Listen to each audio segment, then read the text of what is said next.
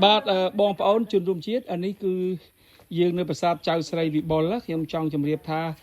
វាជា hidden temple បាទប្រាសាទដែលលាក់បាំងនៅកណ្ដាលព្រៃអញ្ចឹងបងប្អូនណាខ្មែរយើងដែលមិនដែលស្គាល់ប្រាសាទយើងចៅស្រីវិបុលក៏អាចមកលេងបានដែរចាំខ្ញុំតម្លាក់ផែនទីឲ្យណា location ឲ្យហើយគួរមកមើលផងណាព្រោះប្រាសាទនេះក៏អស្ចារ្យដែរកសាងនៅសតវត្សទី11បាទតំណាលគ្នានឹងយើងបាពូនដែរណាហើយប្រាសាទនេះបាក់បែកអលំច្រើនបាទបែកអលំច្រើនហើយក៏មានដើមឈើឫសដ៏ស្អាតដ៏ល្អផងដែរណាជាមួយនឹងខ្ញុំនឹងថតជូនណានឹងឲ្យឈៀតមកមើលផងណាបងប្អូនស្អាតណាស់ហើយនៅលើកូនគេហៅថាកូនភ្នំដ៏តូចមួយណាបាទកម្មជាដើរឡើងមកហ្នឹងមានថ្មបាយក្រៀមតែក៏ស្អាតដែរអញ្ចឹងបងប្អូនកុំភ្លេចណាឈៀតមកមើលទីផងស្ងាត់ណាស់គ្មានមនុស្សទេថ្ងៃនេះមានតែ3នាក់គត់បាទថ្ងៃនេះទី30 ខែ 7 គឺមានតែភ្ញៀវរបស់ខ្ញុំ3នាក់នេះគត់ដែលបានមកទស្សនាប្រាសាទចៅស្រីវិបុល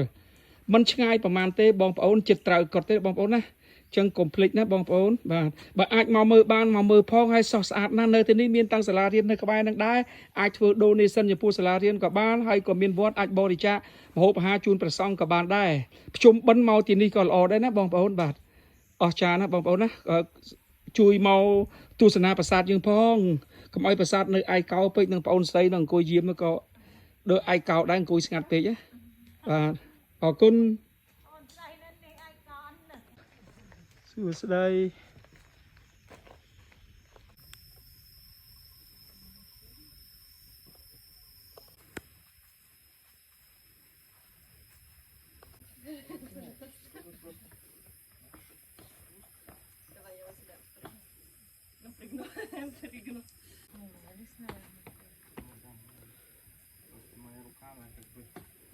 Yeah, we also have another staircase to get down.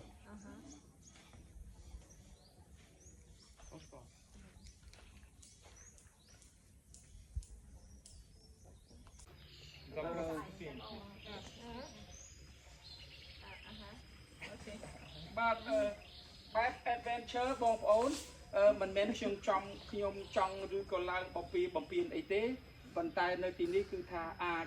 explore បានបាទអាចដើរឡើងលើថ្មអីបានណាបងប្អូនណាបាទអញ្ចឹងមិនមែនខ្ញុំចង់បំពេញអីទេគឺអាចមើលមកស្ទាបមើលវាអស្ចារ្យណាស់បាទគាត់ជាអ្នកយាមនៅទីនេះគាត់ថាអត់អីទេឡើងអាចឡើងបានបើសិនជាគេហាមគាត់ក៏អត់ឡើងដែរបាទបងប្អូនអើយអស្ចារ្យណាស់ខ្ញុំដែរណាឥឡូវក៏នឹកឃើញថ្ងៃនេះ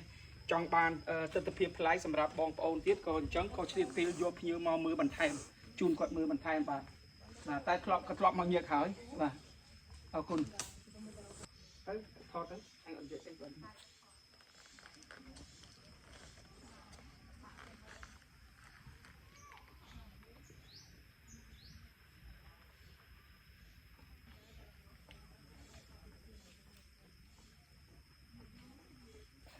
ប៉ុណ្្នឹងបាទចាំ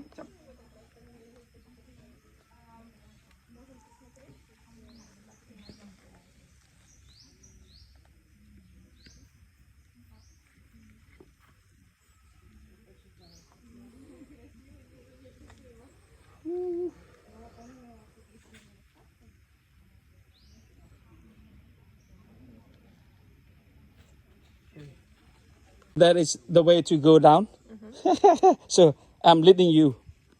Oh, beautiful adventure. It's climbing up the hill and climbing down. Yes, beautiful day. Yes.